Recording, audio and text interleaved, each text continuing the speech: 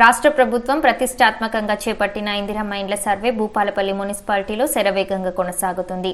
ప్రజాపాలన దరఖాస్తులో భాగంగా భూపాలపల్లి మున్సిపాలిటీలో 8,920 మంది లబ్ధిదారులు ఇందిరమ్మ ఇళ్ల కోసం దరఖాస్తు చేసుకున్నారు.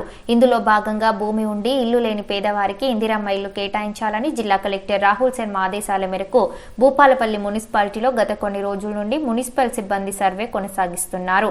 అందులో భాగంగా బుధవారం మున్సిపాలిటీలోని 1వ వార్డు సెగ్గంపల్లి గ్రామంలో సిబ్బంది సర్వే చేస్తుండగా అదనపు కలెక్టర్ విజయలక్ష్మి మున్సిపల్ కమిషనర్ తో రాజేశ్వర్ తో కలిసి పరిశీలించారు.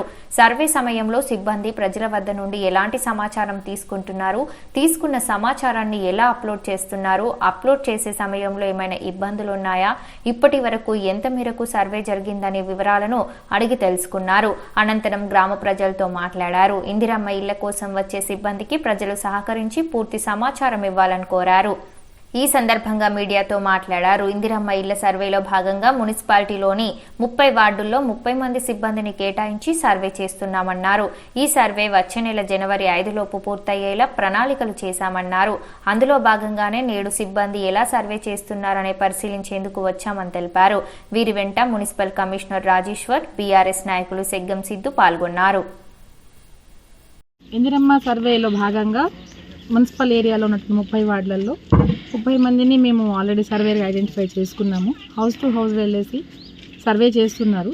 ఈ సర్వేలో బెనిఫిషియరీస్ అందరూ కూడా సహకరించాలి. వాళ్ళు ఇల్లు కట్టుకునే ప్లేస్కి సంబంధించి ఏమైనా పేపర్ డాక్యుమెంట్స్ ఉంటే ఒకటి చూపించాలి. అదేవిధంగా బెనిఫిషరీ ఎవరి పేరు మీద దరఖాస్తు పెట్టారో వాళ్ళు కంపల్సరీగా అందుబాటులో ఉండాలి. ఈ డాటా అంతా కూడా ఆన్లైన్లోనే మనం అప్లోడ్ చేస్తున్నాము. ఇట్లాంటి ప్రాబ్లం ఏమీ ఉండదు.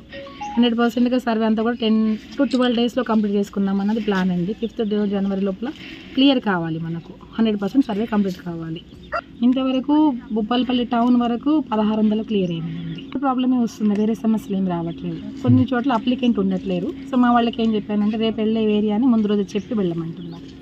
ఒక రోజులో ఒక సర్వే టార్గెట్గా 20 to 25 hours అనుకుంటున్నాం. అవి ఏంటనేది వాళ్ళే ప్లాన్ చేసుకొని వాళ్ళకి ఇన్ఫామ్ చేస్తే అప్లికెంట్కి ఇబ్బంది కాదు, సర్వేకి కూడా ఇబ్బంది కాదు, టైం వేస్ట్ అవ్వకుండా.